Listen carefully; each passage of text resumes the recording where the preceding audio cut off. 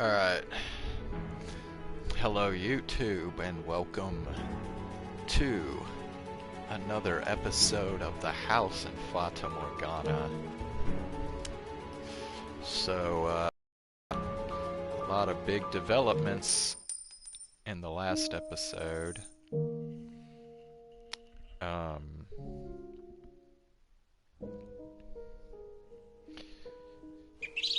so,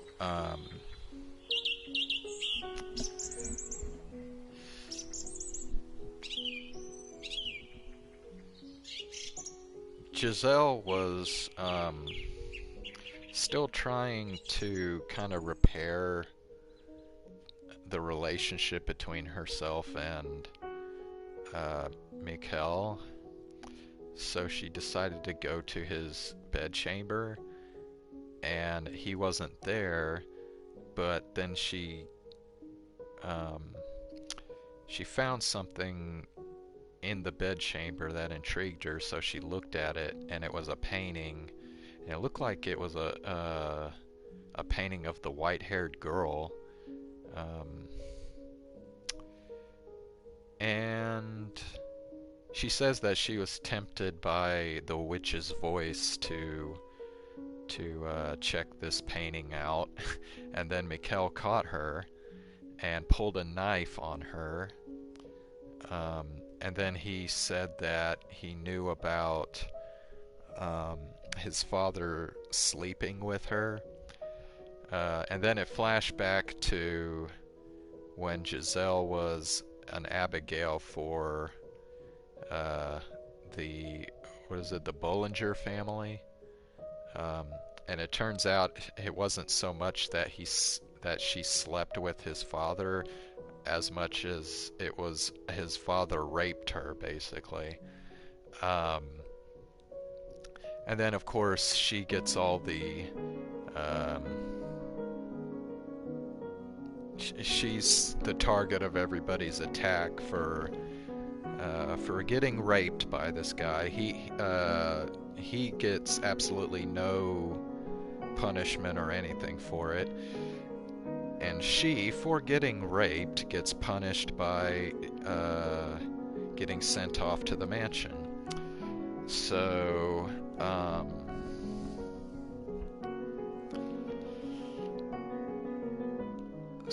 being reminded of this, of her time with Michel's father, basically was the last straw, and she just ran off from the mansion at that point.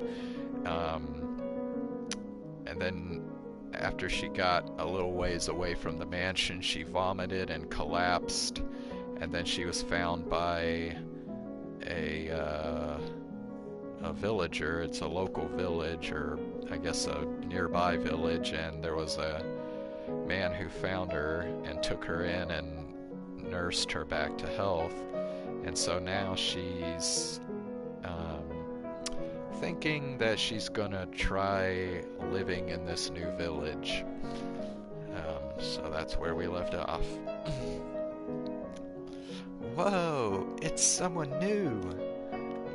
Hey, where are you from? You gonna be here long? Are you? Are you? Are you?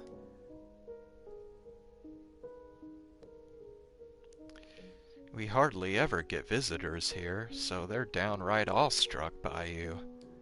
You'll be getting a lot of attention for a little, but please don't let it get to you. No, that's just fine. I'll do my best to get along with everyone. Haha, you've got a spark in you that wasn't there yesterday. Anything in particular that cheered you up? In particular? Well, once I decided I was going to stay here, I just sort of started feeling better about things. And I figured I couldn't stay gloomy forever. I see. Glad to hear it. And it's all thanks to you, Amadei. Keep thanking me like that and my cheeks might get stuck red. In any event, I said I'd show you around yesterday, so how about we do that? Lead the way. That said, we're a modest little village of about 100. Everyone knows everyone. For that size, it looks pretty big to me. Amadi taking the lead, we walked through the village, passing by crop fields and milk cows, presumably shared among the villagers. Houses were scattered across an area that seemed far too large for only 100 people. Actually, getting a better look at them, the buildings were dilapidated, looking more like ruins than residences. Once upon a time, this was a city rather than a village. When your ancestors lived here? Oh no, we were drifters fortunate enough to come across some decent-looking land, so we stuck around. How do you know what it was like before then? There were a few stone tablets left behind, and based on what we were able to extract from their texts, this area used to be a large city with a booming economy rivaling that of the capital. There weren't hundreds but thousands of people bustling about. Merchants from afar came in droves. It was much like how the capital is now. Actually, this area was more open to foreigners. People of all different races, speaking as many different languages. It was evidently quite the sight and sound. I had no idea there was a city here. That's what happens when a place is wiped from history. I couldn't tell you how reliable the tablets are, but if you take them at their word, this city lost everything in just a week. What? People, crops, livestock, all dead. Maybe it was a natural disaster, a famine, a plague. I can't say for sure. This is what the tablets said, though. We have been cursed by the witch. Cursed by the witch? Look over there. You see that river? There used to be a magnificent bridge crossing it, but there's hardly anything left of it. If you continue along the path beyond the fallen bridge, there's a forest. That's where I found you. The deeper parts of the forest are so dense you can't see anything but tree trunks and leaves. It's an eerie place, wrapped in a cloud of darkness. If you make it through that, there's a mansion, which is said to be cursed. The witch who supposedly destroyed this city lives in the house deep in the forest. She's been there for years and years and years, and she casts her curse on anyone who goes near it. The city was so large that the mansion was actually in its borders. My guess is the bridge was built to mark the road leading to it. Now, as you can see, the bridge is gone and the houses still standing are practically in ruins. But the mansion alone looks just as it did back then. The witch living in the mansion goes by the name Morgana. According to the records, someone by that same name was executed in this area for witchcraft, and even in death she continues to bear her grudge against mankind. Who knows how much of it is true, though?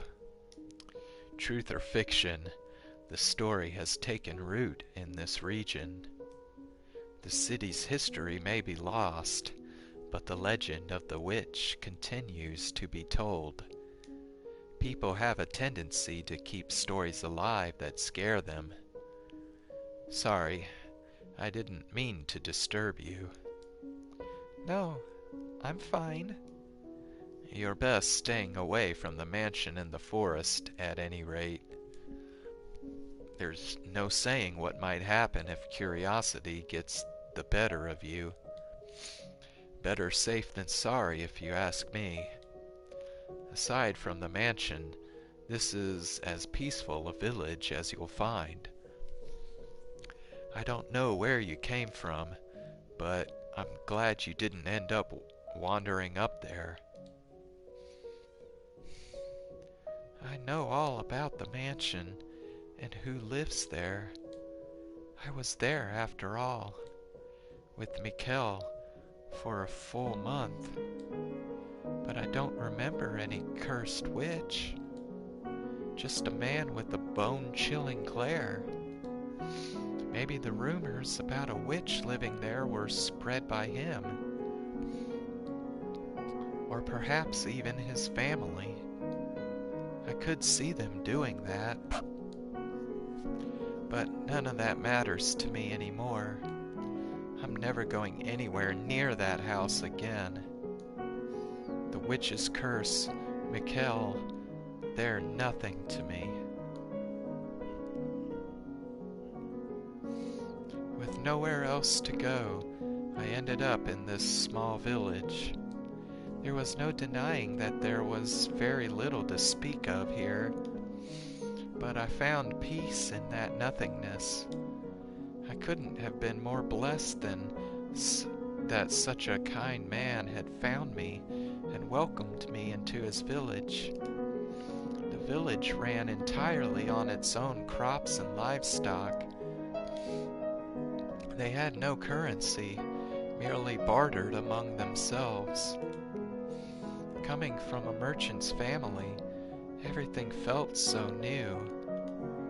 I had never plowed a large plot of land, milked a cow, or used a loom before. At first, I wasn't sure what to think, being such a departure from my lifestyle in the capital. But over time, I grew more comfortable with my new life, and the people of the village started thinking of me as one of them.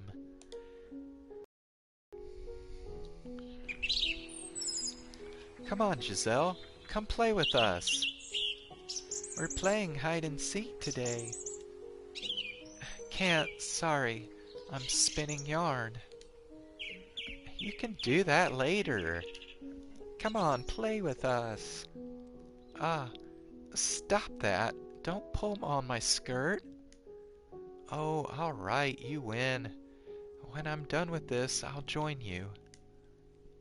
And no ditching. We'll be down at the square, okay? Got it. See you there. Haha, the kids have taken quite a liking to you. Ah, Amadei. You think so? They've been incredibly lively since you arrived. Children are more sensitive than adults. Sensitive? They're very perceptive of how others are feeling. If you begrudgingly play along, they'll pick up on that quickly. You like children, and that's a wonderful thing. There's not a good woman in the world who dislikes children. Why, thank you. I don't think it's so much that I like them, as I'm kind of like a big kid myself. I genuinely enjoy hide and seek, but that's not going to earn me any points. I like kids too. Watching them, it gives me faith that this world has a bright future. A bright future? I'd never looked at them that way. They seem to like you quite a bit too, Amadei. Haha, thanks. Though I'd rather give my affection to my own kids. Oh, you have children? Oh heavens, no. I thought that was obvious enough. I'm talking about the future. I see. But knowing you, Amadei, I'm sure you'll find someone right for you and have kids of your own in no time. It's not that easy, sadly. Even in such a small village, there are no ladies who would take interest in me. You don't give yourself enough credit. I'm fully confident you'll find someone soon enough. Do you really think so? Absolutely. Then perhaps you could be that person. What? Pardon? I won't pressure you into it, of course, but I think it would be marvelous to have you in my life in a bigger way. But it's a little too soon for me to think about settling down like that. It is pretty sudden, I admit. Take all the time you need to consider it. All right. I have to go play with the kids now. Have fun. I wonder if he really meant it. Amadei is a nice fellow, and I'm sure living here would be wonderful. But I can't help feeling something isn't right here.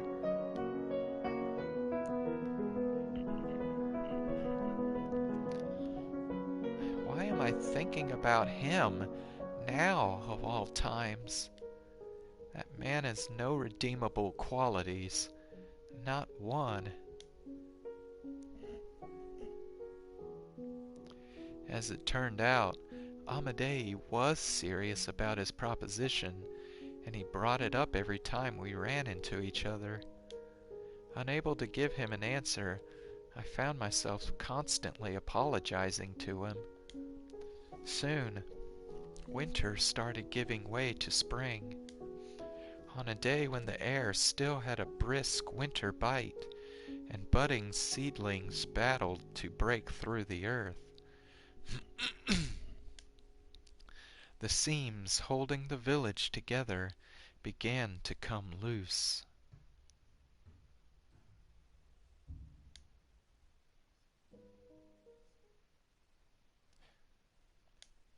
That day, the village men were gathered in the square talking. They all had stern looks on their faces. It was clear that something had happened. I obviously couldn't stick my head in, so I waited until they were done and caught Amadei. While it was rather awkward, I was still more comfortable asking him for information than anyone else. Actually, with a dejected look on his face, he started explaining. A lord found out about this village. What? And he said he's going to place this land under his rule, meaning he'll start collecting taxes. In addition, he's also demanding we pay 5 years' worth of back taxes for our unauthorized use of the land. What? That's ridiculous. Yes, it most certainly is. We obviously don't have the means to pay 5 years' taxes. There's no reason for him to take over this village at all. We're completely isolated from the surrounding area, after all. But if we resist, he could send soldiers. It doesn't matter how absurd his claim to the village is. We have no choice but to comply. That's terrible.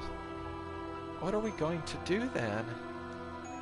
We're going to do as the Lord demands. The 5 years' taxes will have to be paid in installments. Some of the men suggested we abandon the land and find somewhere else, but it would take time to cultivate the land and plant new crops. It's no trivial task. We'll just have to make do with these changes. We'll use more of the land to grow and try to be more efficient. Will you help in the fields? Of course. This village is my home now, too. Thank you, Giselle. It will be difficult, but if we all pitch in, I'm sure we can get through this. I thought the same thing. If we all work together, we could make it through this rough patch. But the collection of taxes brought more than just a burden for everyone to share. It brought emotional strain and conflict to the village, too. Your family has more hands to work the fields. I have a sickly child. You expect him to work any harder than he is? I know you're hiding grain in your cellar. You have more than us. Let us keep a little grain. You have more. No, you have more. You both have more than us. When their comfortable lives fell under attack, the villagers' top priority became their own property. The cooperation was only temporary, and before long, everyone became a threat. The negative energy only built on itself, its growth accelerating like a boulder rolling down a hill.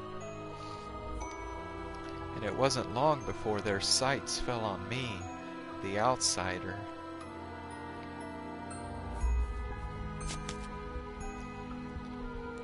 Come on, get moving.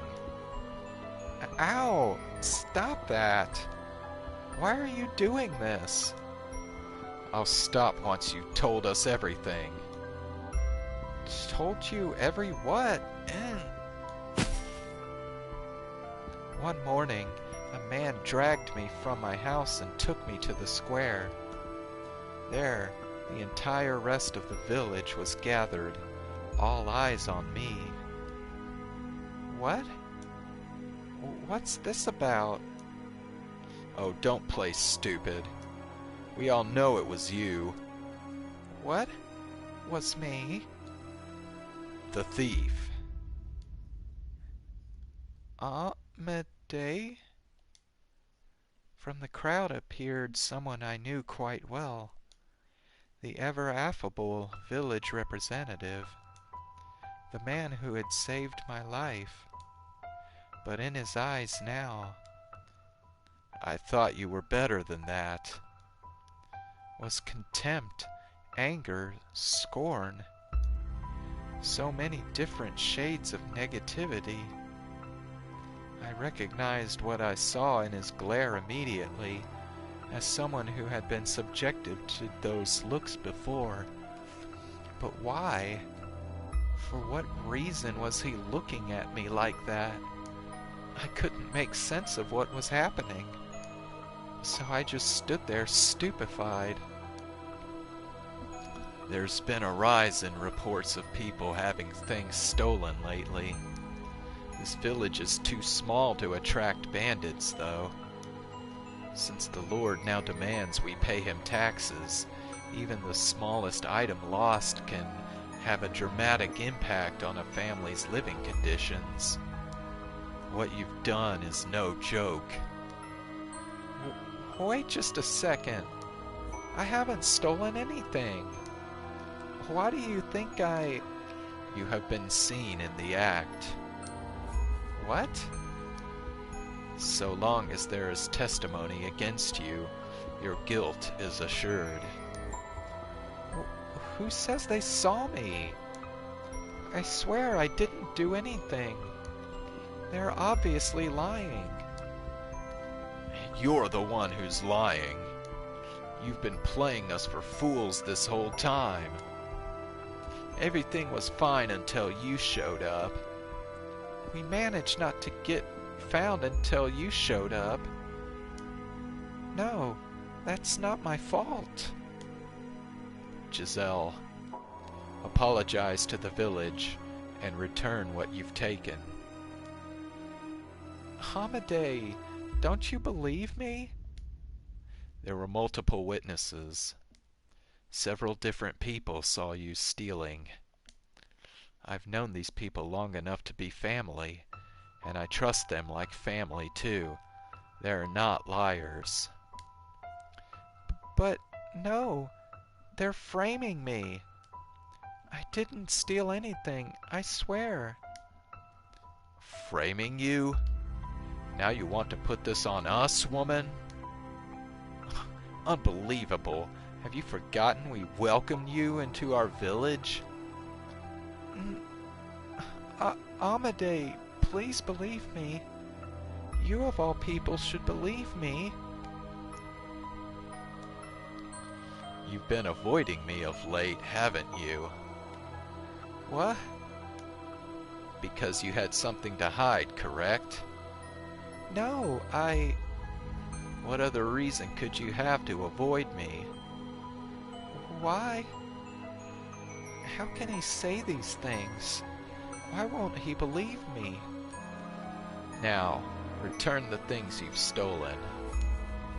I can't. I never stole anything. How am I supposed to return something I don't have? I see. So you've already moved the stolen goods. She said she doesn't have them anymore, folks. How should we deal with this? Rough her up till she talks. Yeah, she's not getting off that easy. Give us back our property. Why is this happening to me? The harsh new rulership has driven these people mad. I need to get away from this village quick. Restrain her. No, get your hands off me. Have you forgotten everything we've done for you? All that matters is that you don't have to suffer. Is that it? I didn't do anything. Take her to my house. We'll make her tell us everything. No, stop. You've all gone mad. Please, come to your senses.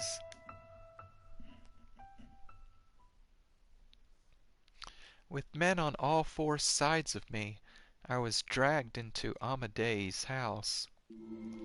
He sat coolly in a chair, and they shoved me to my knees before him. I'll ask you this one more time, Giselle. Where did you put the things you stole? And I'll keep giving you the same answer. I didn't take anything from anyone.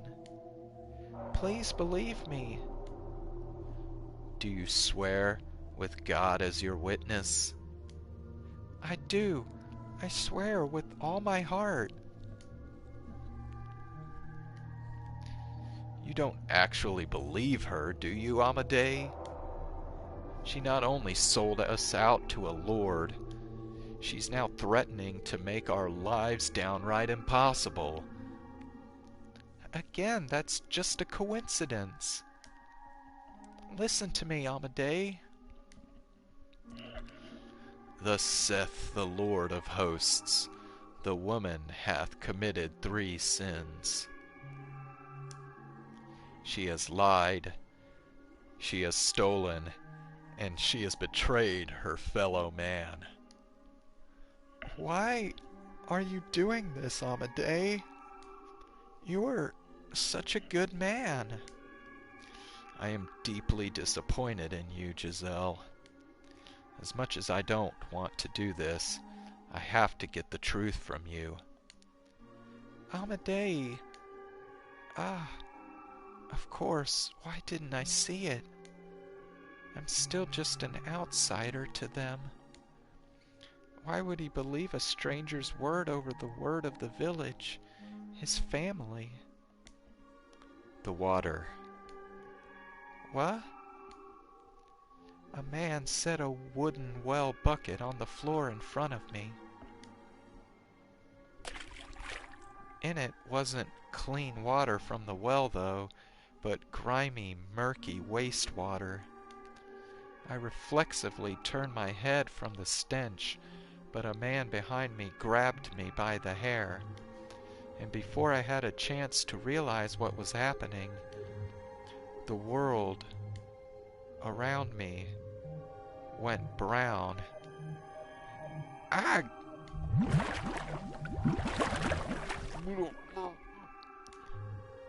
I struggled with all my might to break free, but my arms were tied behind my back, and I didn't have the strength to overpower the man holding my head down. Reflexively gasping for air, a stream of filthy water poured into my mouth.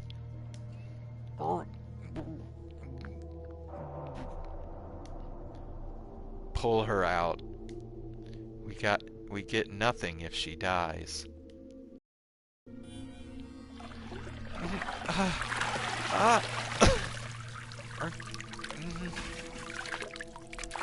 Put her back in. And keep at it until she decides she's ready to talk. No!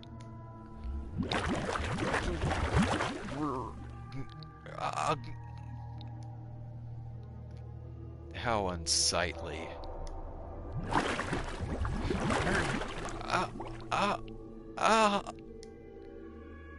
And to think I ever considered marrying this woman.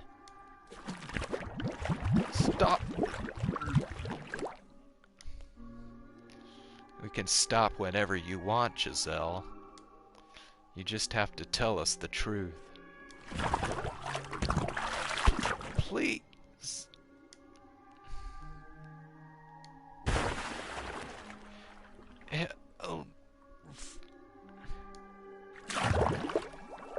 Stop! I was given no time to rest. My head shoved into the bucket, then pulled out just long enough for me to steal a breath before going back in, over and over again. Not a person in that room objected to the abuse I was receiving. I had prayed for a good harvest with these people. They had taught me how to use a loom, something I had never touched before. We had laughed together, lived together. They were normal people. Perfectly ordinary, kind, helpful, friendly people. Not at all cruel or inhumane. But now they burned with a frenzy that overshadowed all my memories of them, and every gargle, gasp, and grunt they got from me fueled that fire. Dozens of eyes laced with madness stared down upon me, rejoicing at my suffering.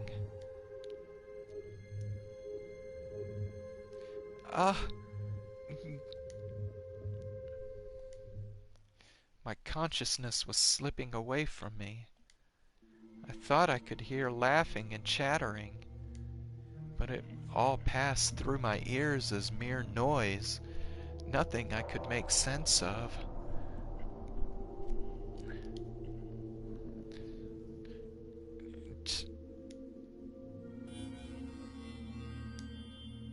Hey, stay with me. Day. Oh, thank goodness you're awake. Wait, what was I just doing? Ah, right. I was in the forest, on the verge of death. Then Amadei found me and... We almost lost valuable manpower there.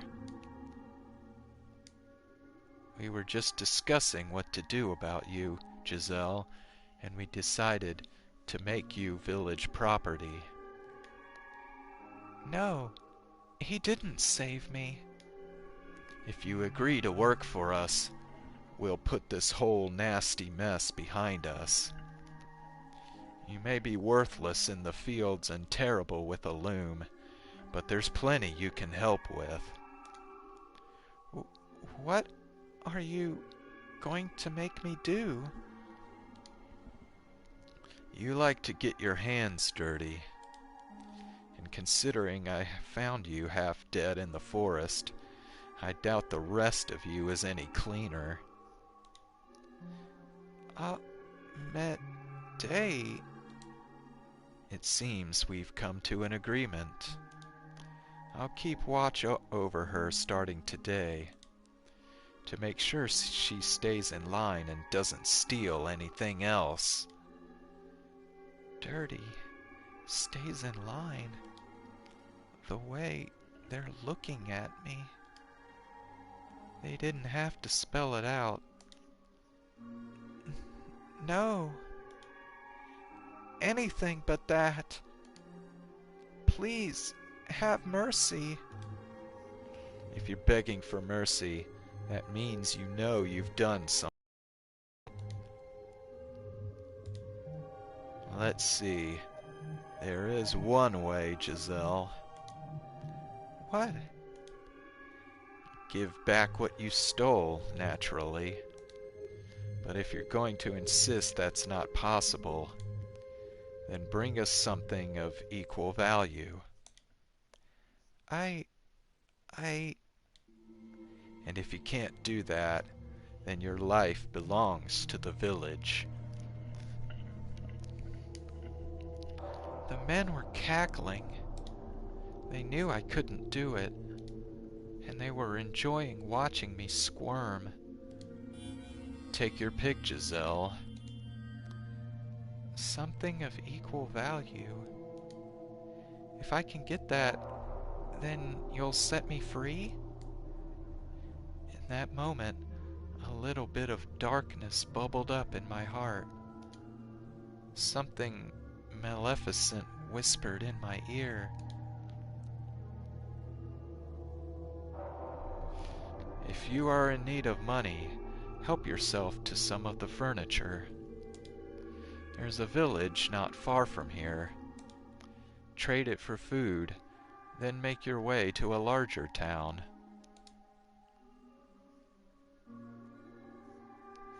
I think I know where you can get something worth some money.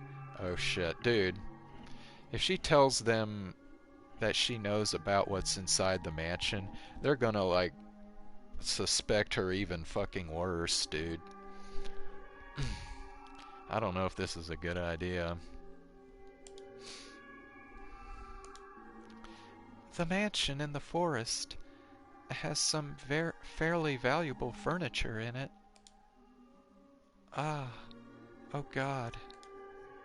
When did I become... You can steal some of that to sell for good money. Such a despicable woman. You mean the cursed mansion? You expect us to go there? Are you out of your mind? Anyone who goes near that house is killed by the witch's curse. There is no witch living there. There is no curse.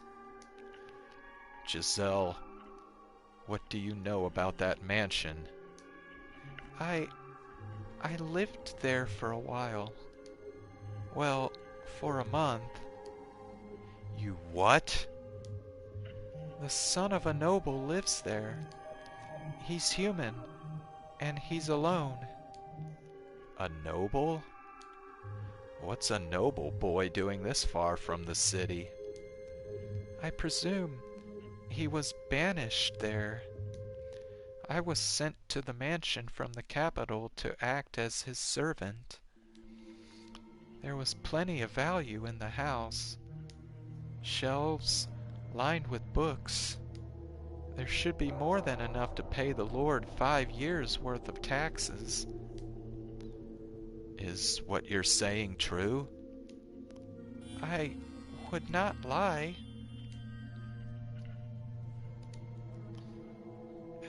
As bewilderment spread through Amadee's house, I was unable to look at anything but the floor. I couldn't stop trembling. To protect myself, I had sold out Michel. Yeah, so what, dude? Fuck Michel.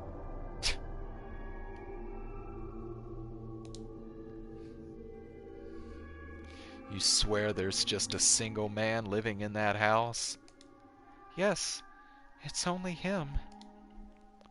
Alright. If it turns out you're lying, you'll pay. Okay, everyone. You heard her.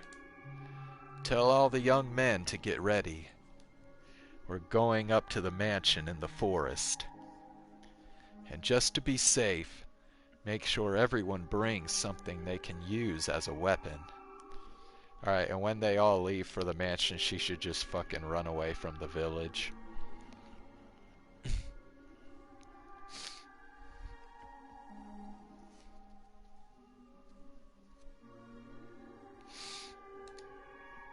And you, Giselle, you're coming with us. You'll be leading the way. Listen to me. Don't think about trying to run. Right.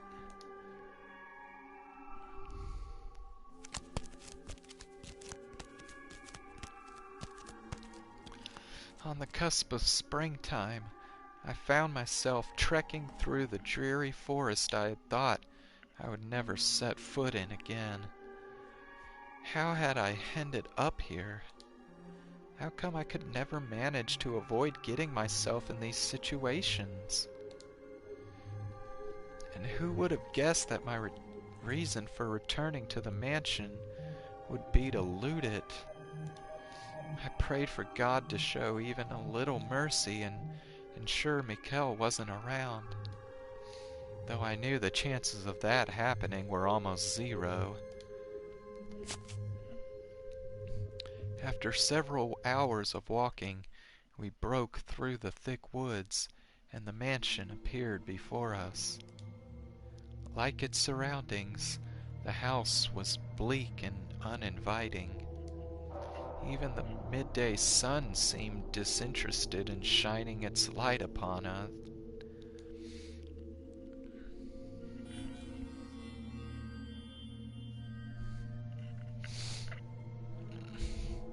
Hold on, I'll be back in a minute.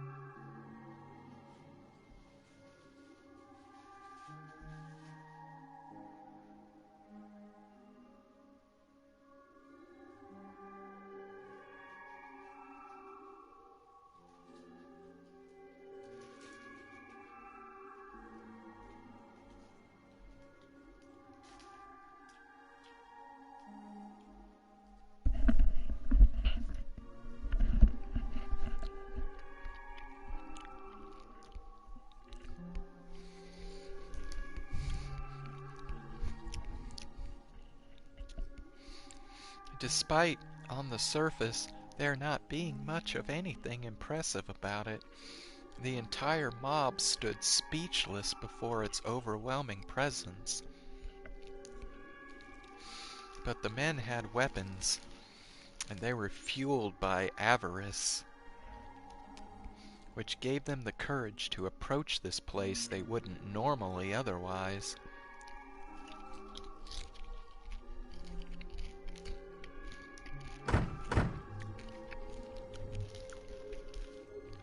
Door won't open. I think it's barred from the inside. It would seem someone really does live in this cursed place. I am honestly surprised. Even more so that it's not a witch, but just a noble.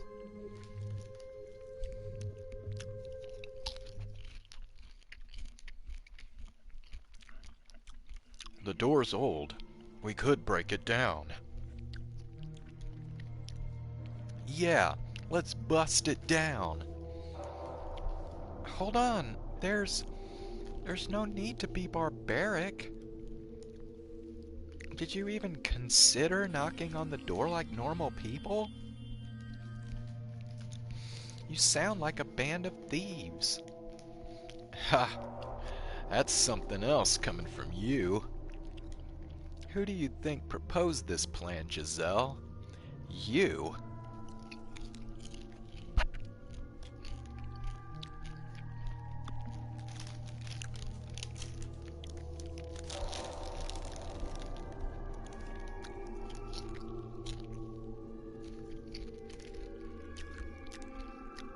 Alright, man. You ready for lives of luxury? Break down that door. Stop it. It's the damn nobles who make our lives so hard. They deserve to be robbed. Break it. Break down the door. Please stop this. Break it down.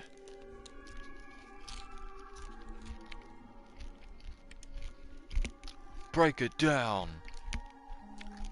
Break it down. Stop!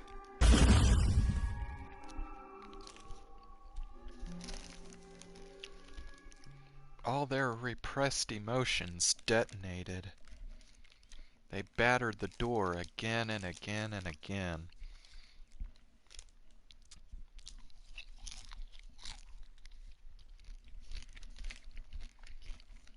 And in a few minutes' time, it was on the verge of collapse. They shouted and cheered and hooted like madmen as my peaceful life came crumbling down around me, growing lightheaded from the anxiety.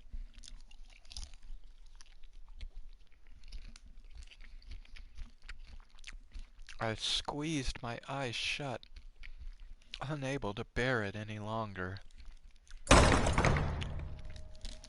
when the deep groan of a door opening echoed through the forest.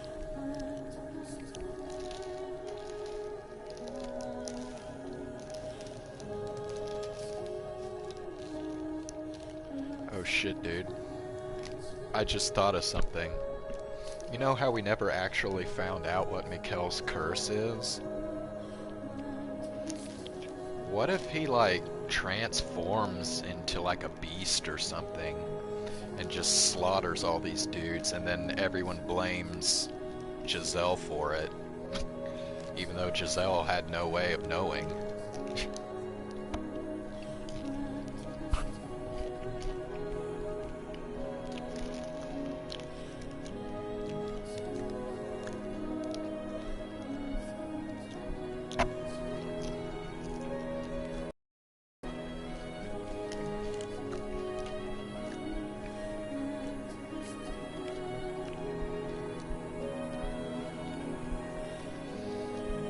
It would seem you are not aware whose house you are trying to break into.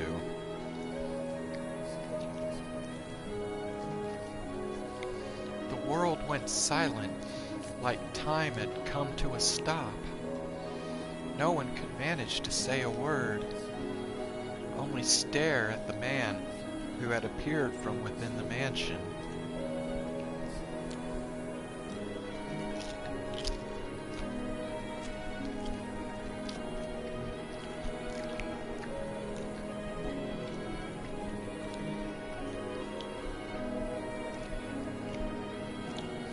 Surely you know what this place is called. Beneath the dazzling midday sun, he had bone-chillingly alabaster skin and long, nearly translucently pale hair. So surely you came prepared for whatever you would find. And his eyes,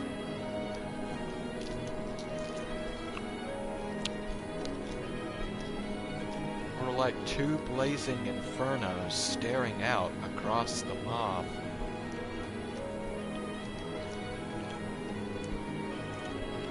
A demon. Someone muttered, probably unconsciously. He did indeed look like something not of this world. Ah, it's a demon. The rumors about this place were true.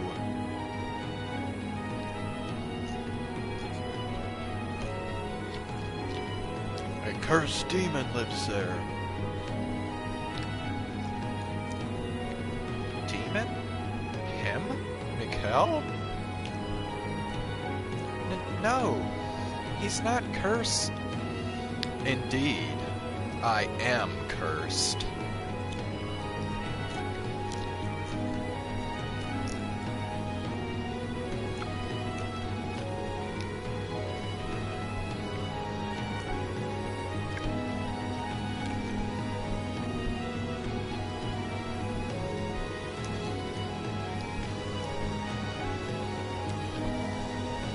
The witch's curse is real. I have inherited it in its entirety, as well as her purpose.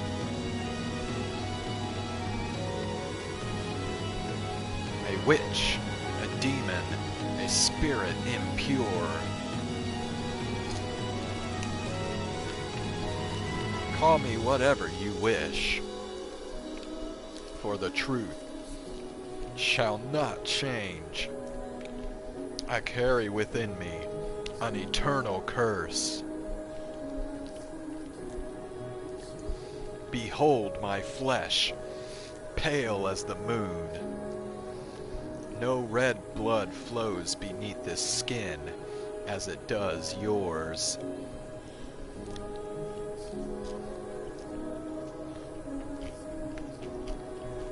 Behold my hair, utterly devoid of color.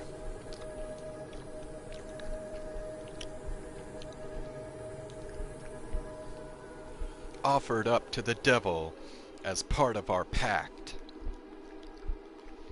Behold these crimson eyes, a symbol of the lifeblood spilt at my hands. Ah, ah! I shall bring calamity upon you as the witch of legend.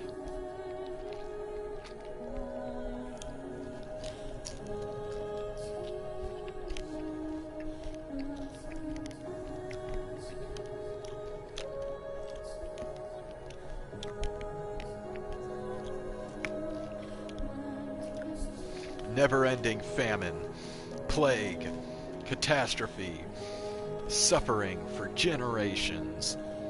Until the moment of your deaths, you shall regret ever coming near this place. No, no! Have mercy! We were just... It was that woman.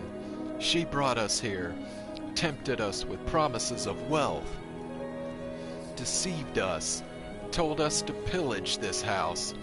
We're innocent. Amadei! Please have mercy on us.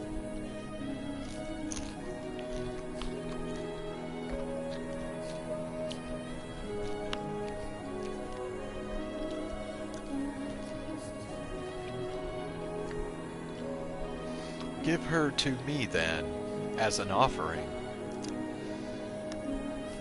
Absolutely, she's yours. Torture her however you please.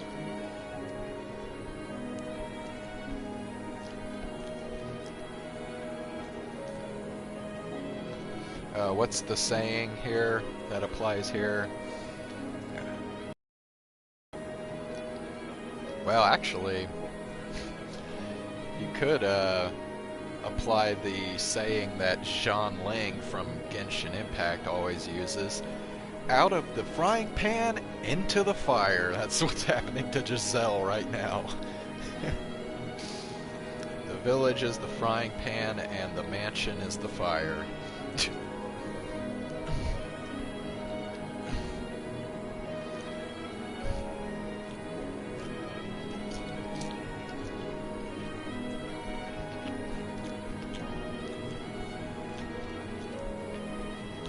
I have one more condition. You never come near this house again. If you so much as consider it, you will all die by my curse. I swear it. We won't return. Run! Get out of here!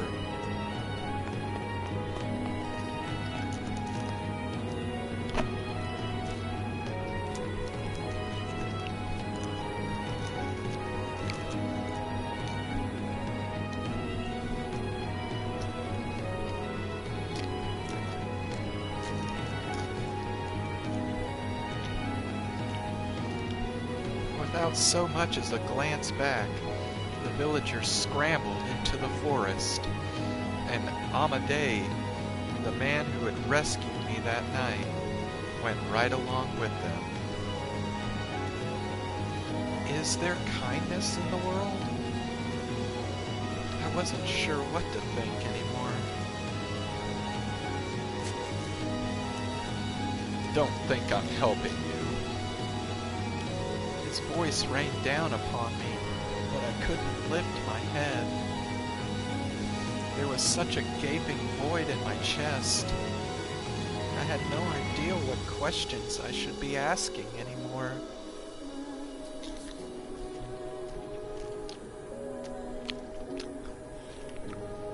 What I should be angry about. What I should be sad about. Not even the first clue. Look at me. Look at me, Giselle. Tell me, is it true that you returned to the mansion to plunder it? Right, now he might end up fucking killing her.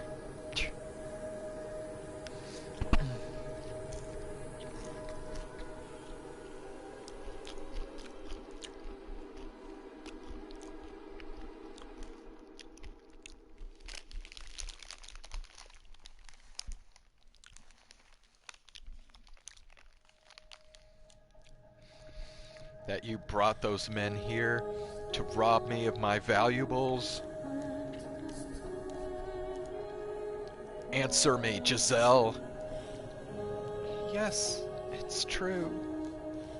I persuaded them to steal from you.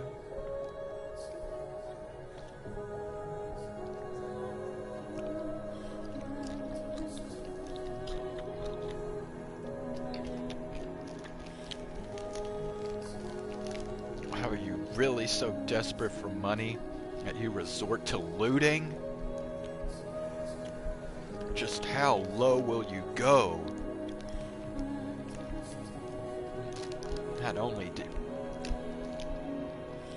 did you seduce my father, which she didn't. She didn't fucking seduce him at all.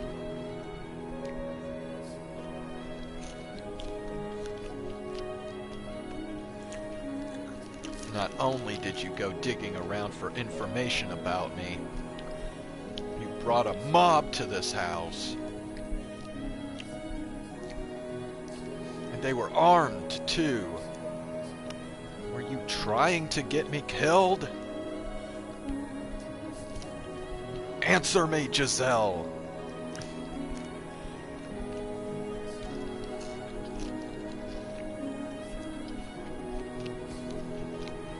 Not even going to defend yourself?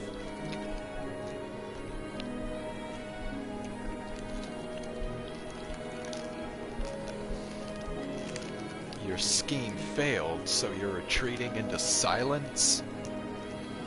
Ah, for God's sake. You sicken me. I'm done with you. I'm done. Leave this place and never show your face here again. As he shouted at me and I stared into his fiery red eyes, a somewhat inappropriate thought crossed my mind. Huh, so he can get emotional like anyone else. And my heart, stripped raw and cast out to sea, finally sunk deep enough to be crushed by the pressure.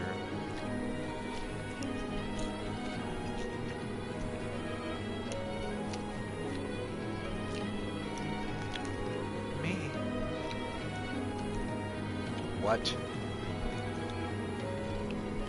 If you want me gone, then kill me. You can do that, can't you? You can use your curse to kill me, can't you?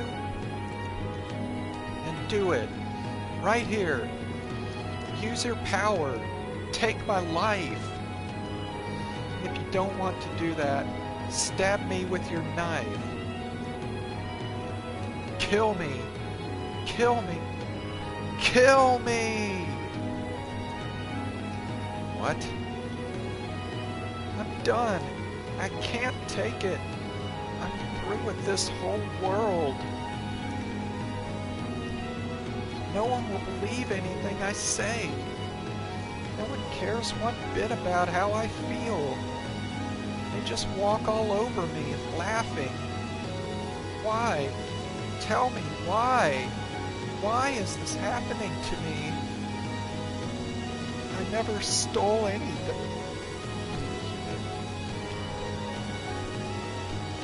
What are you talking about?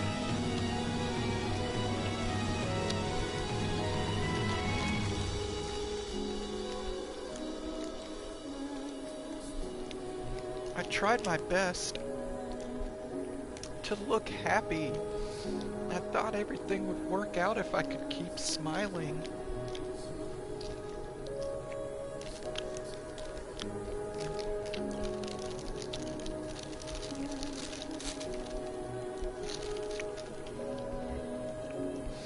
I believed that would make things better, but nothing ever got better. What did I ever do? Tell me, what did I do? What did... But you... All I did, all I ever did was believe. I tried my best to survive, to always wear a smile. But if everything's going to be my fault, and I have to deal with that for the rest of my life, then I'm done. I don't want to live anymore. I don't want to live in this world anymore. Calm down, please. I don't follow what you're saying. Hold on, I'll be back in a minute.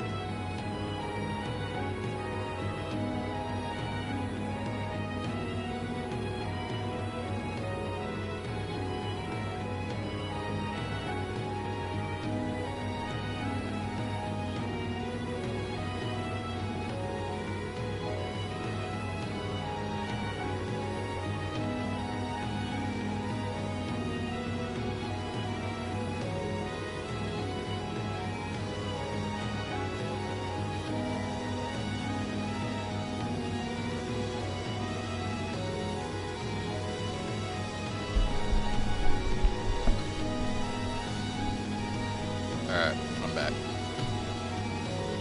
My understanding is that you desired money, so you brought that mob. Before that, you used my father. You wouldn't believe me even if I told you the real story. You'll take your family's word over mine. You don't have any idea what I went through there. How hard it was just to keep myself together. What? I never wanted riches. All I wanted was a decent enough wage to allow my family to live comfortably. That's all I wanted. But that man, he used my family against me. He made me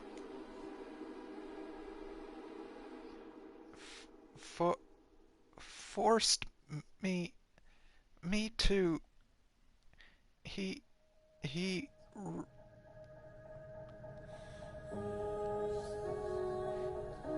he raped me. What? Again and again. No matter how much I resisted, he wouldn't stop. Again and again.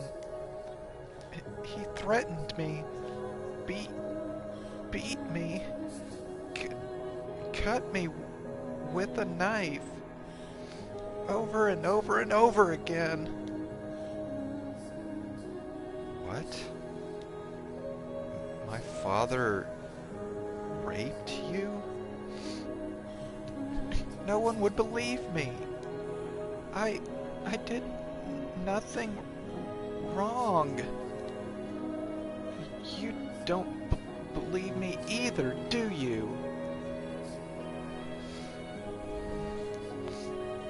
So I'm done. I don't want this body anymore.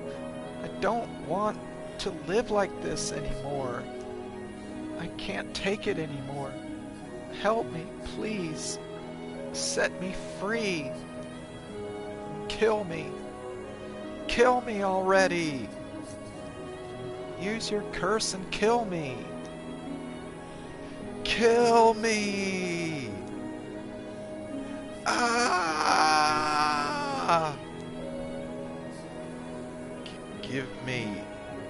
Give me a moment.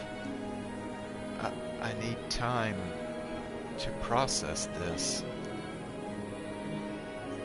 You can do it, can't you? Oh, whoops, sorry. You can do it, can't you? Then kill me already. Kill me. Kill me now. Kill me. Damn it. Give me time so we can talk this through.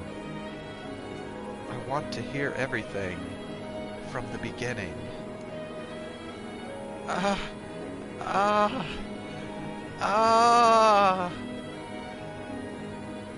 Inside. Let's go inside and talk.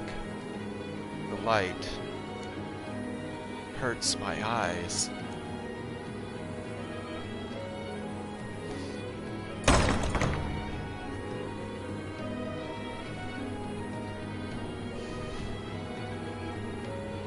That was a door I might have best let stay shut. Not knowing the truth would have been so much easier. I wouldn't have been made to shudder in disgust, hearing about the crimes of my own family. But if I hadn't opened that door, I would have lost everything. That day, after far too long, I finally let myself see the person in Giselle.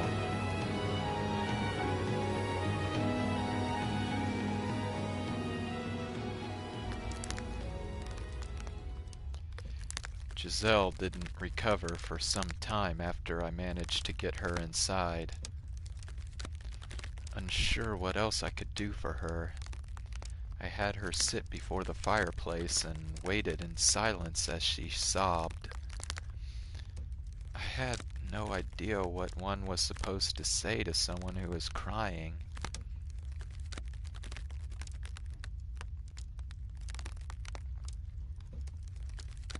Was it normal to offer them a warm drink? I didn't know. I did know I needed to reflect on the things she had said outside and try to make sense of them, and from there calm myself down and prepare for the conversation we were to have, as unpleasant as I was sure it would be. A considerable amount of time later, Giselle's sobbing drew to a stop, an oppressive silence stepping in to take its place.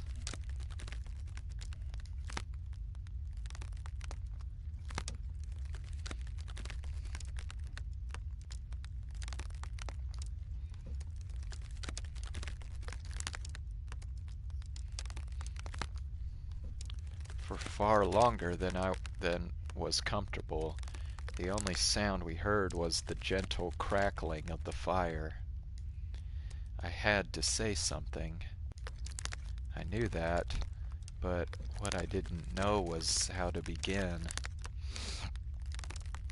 I knew nothing about having an honest, face-to-face discussion with someone about the things we were thinking and feeling, but that didn't change anything.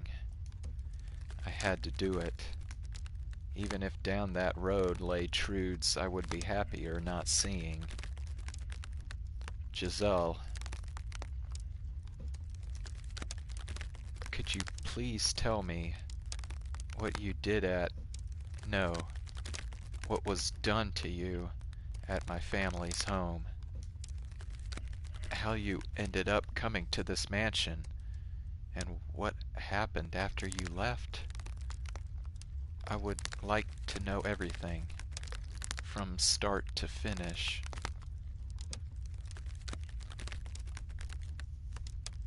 Will you believe what I tell you? You never so much as gave me the time of day before. And I very much doubt you will find what I have to say agreeable. Will you still believe me, even then? Believe my word, a stranger's word, over your family or the people of the village? I cannot yet say. I must hear what you have to say to make that decision.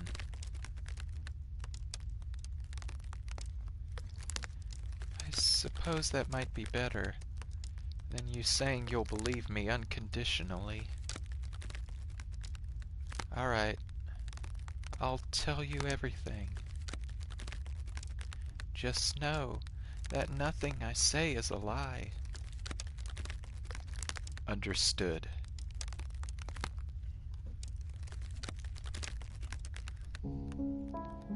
Giselle methodically recounted her tale for me. She told me of how she accepted an offer from the Bollingers to work as an abigail to earn money for her family. Of how my father, Antonin, had other plans for her. Of the things he did to her. She spoke dryly, simply putting words to each event, one after the other. I had already seen how she felt deep down, though. Had heard her pained screams, which were undoubtedly genuine. I didn't think she was trying to deceive me. That was the sound of old wounds being torn open, and even I could see that. Or perhaps my own experiences were what allowed me to see it. Regardless, I had realized too late. I should have seen it sooner.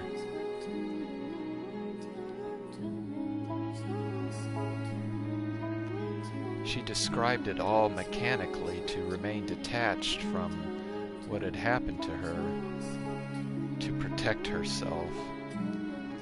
Of that, I had no doubts. Still, the things she told me were almost unbearable, and I had a difficult time accepting them. What was I supposed to do when I learned my father was a rapist? How was I supposed to react to that revelation? What was I supposed to think about the fact that his blood flowed through me? I repulsed myself. Do you want all the details? What do you mean? Of the wounds he gave me. I still have scars from the things he did. If you don't believe me, I can show them to you.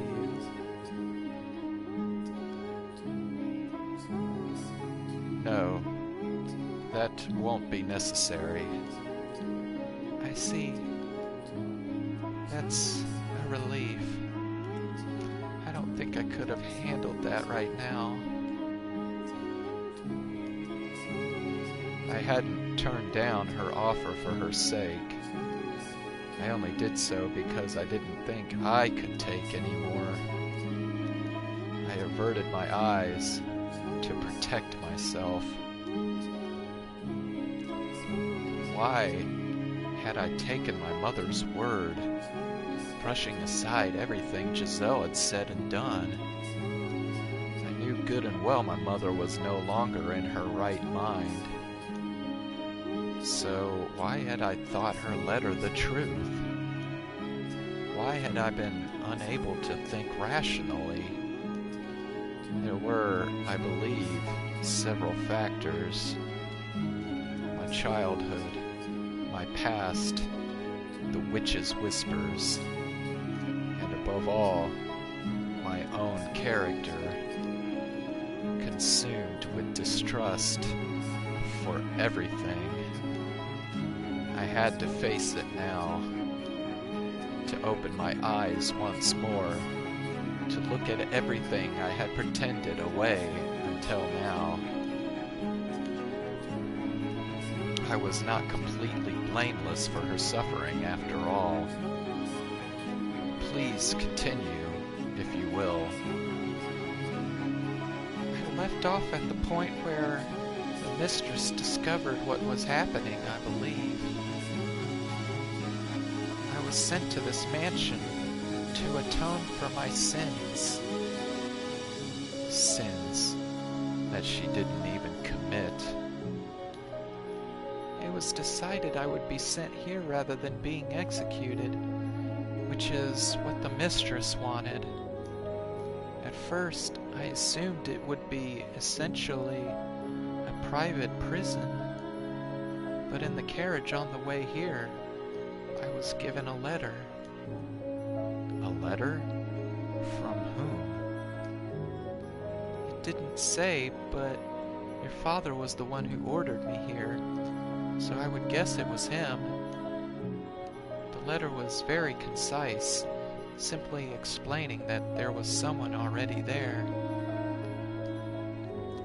The Bullinger's youngest child. It didn't go into any more detail than that, but it did ask me to look after you. Do you still have the letter? I don't. The coachman took it back after I was finished. Thinking back on it now, that was rather strange of him to do. It was just a harmless letter. It was anything but. What? It wasn't my father who wrote that letter.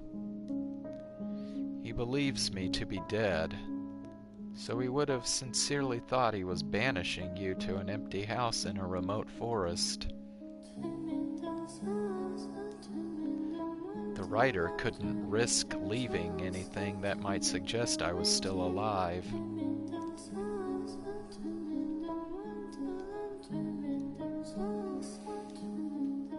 Then who? My brother, I believe. Either Didier or Georges, but I would guess Didier. Your brother?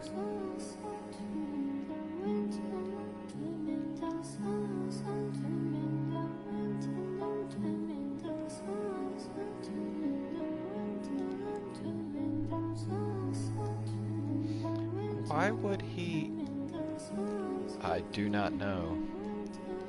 I can't imagine why he would write such a letter, or why he would want to tell you about me.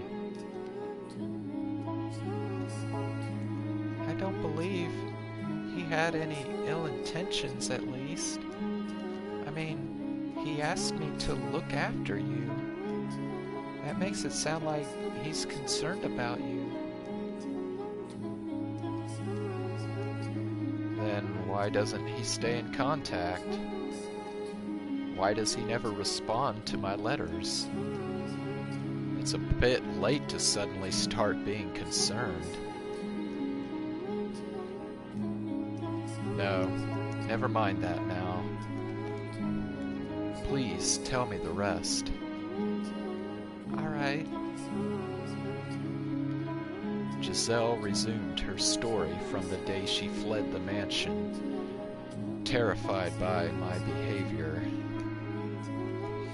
She seemed to be putting a bit more emotion in her tone of voice now, perhaps because she could see I was more interested in this part. There was a deep sadness on her face as she described that night in the rain, listening to the thunder, when she gave up on living, and I knew I had caused it.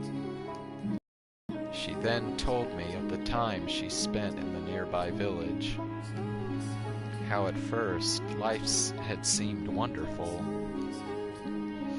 but in time it had come crumbling down. Naturally, she wouldn't be here to tell me this if nothing had happened there. Once she was through with her tale, Giselle let out a long, heavy sigh, as though she had been holding it in for some time. I thought I could hear just a faint trembling in the air she exhaled. That is everything. Do you believe me?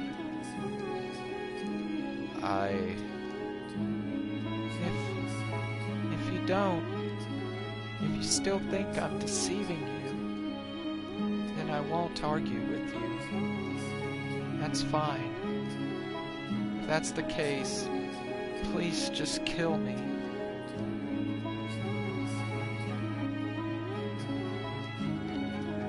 Why didn't you tell me this sooner?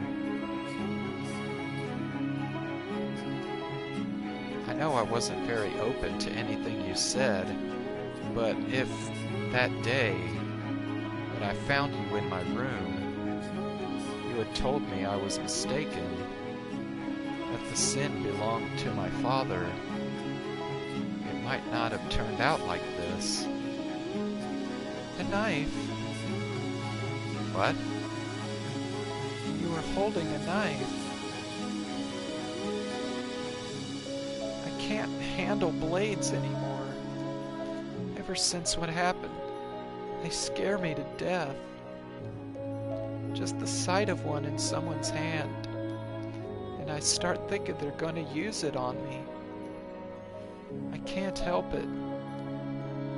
I start shaking uncontrollably, growing faint of breath.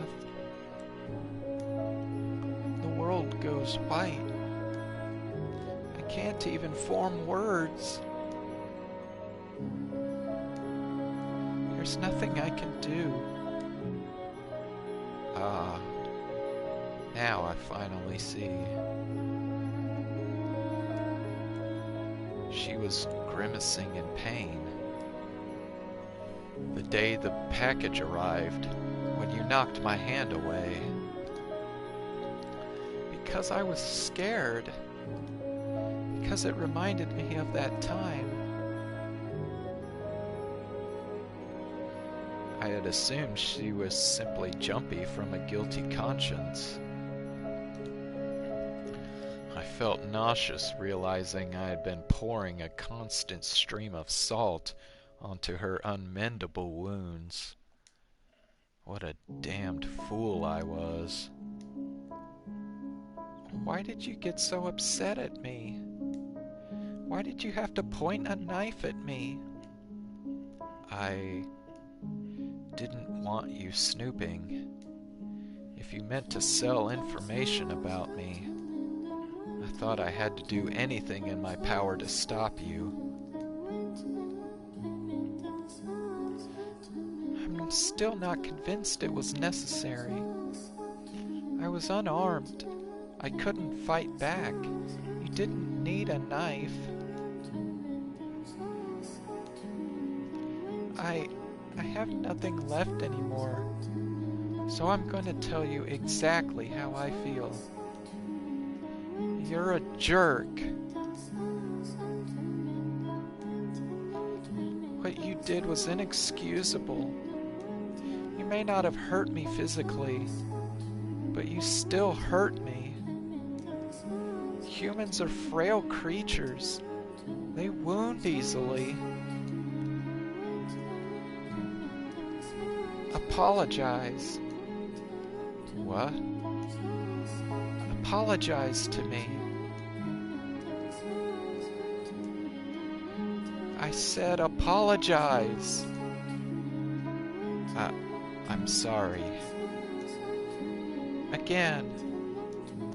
Put your heart into it. Convince me you mean it. I'm sorry. Again. Once more. Get down on your knees and shout it from your gut. I am so very sorry.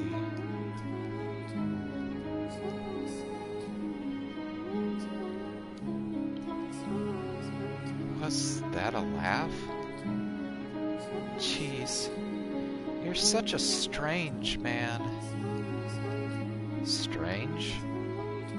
You told me to do it. Nothing's going like I thought it would. I figured even if we talked, you would just deny everything I said. I didn't think you'd actually listen to me. But you did. You listened. And you looked quite distressed by what you heard. I looked distressed? Oh yes, you sure did. I wish I'd had a mirror to show you. I'm sure you didn't want to believe what I said, but you didn't once accuse me of lying.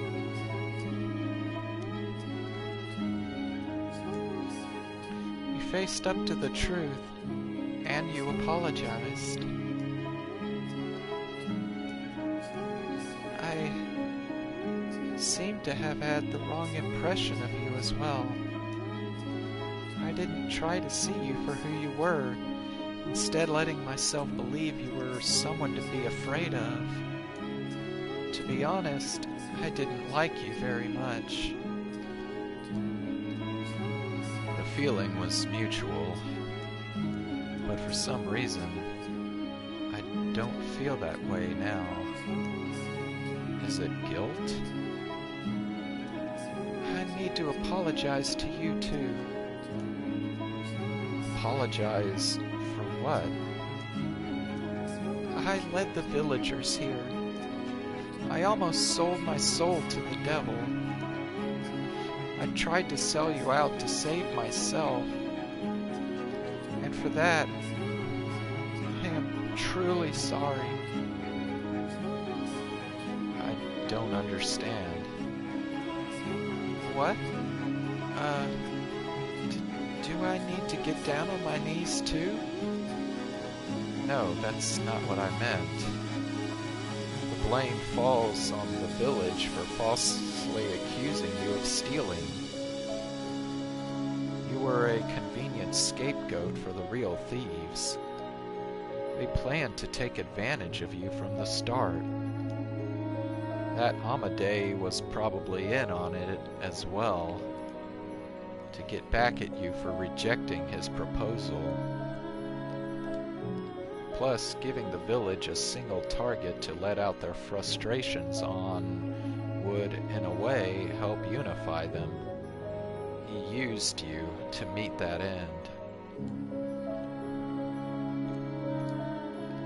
In order to escape from their trap, you told them about me. But this was after I had threatened you, causing you to flee from this place. You have nothing to apologize for. Still, I still feel really bad about it. So, I'm sorry anyway. You're unexpectedly stubborn. But now that we've both apologized to each other, we can call everything square. Square? Square. We were both in the wrong.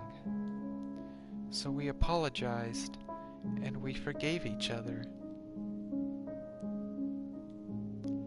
She gave a little smile, but all I could do was stare at her, brow furrowed in perplexity, like I was looking at some bizarre Fantasyland creature.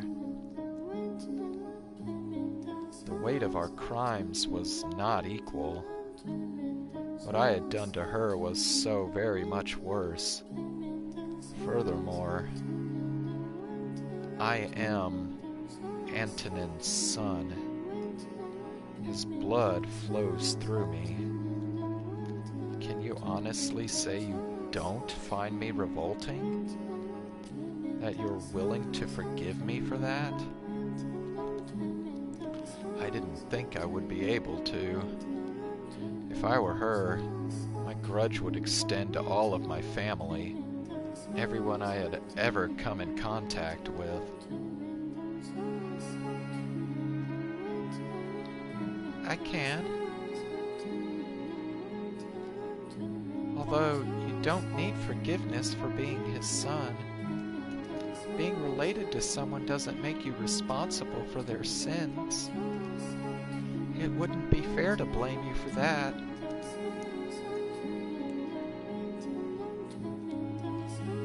You're curious. What? Curious? About what? No, not that curious. You're a strange creature. I'm human, you know.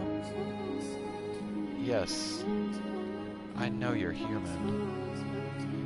You're making me lightheaded. Is it a medical emergency? That's quite the leap in logic.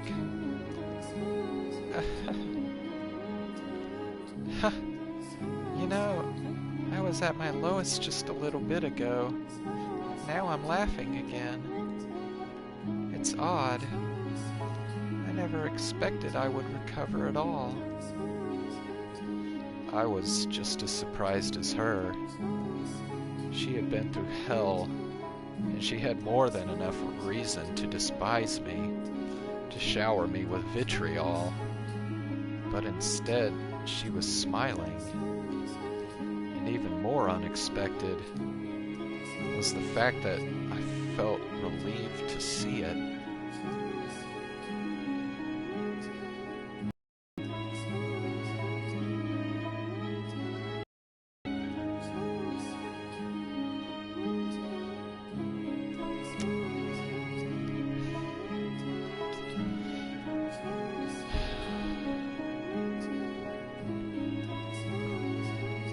Alright, Matthias, are you cool if I go ahead and end this stream here?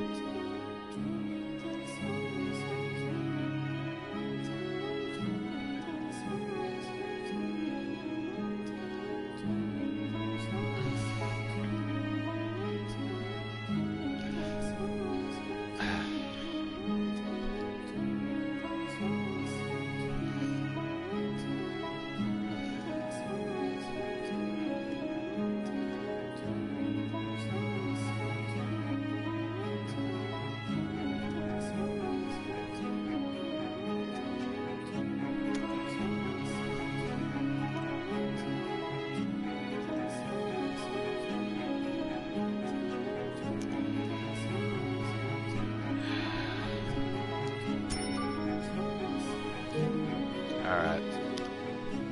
I guess I'll go ahead and end the stream here.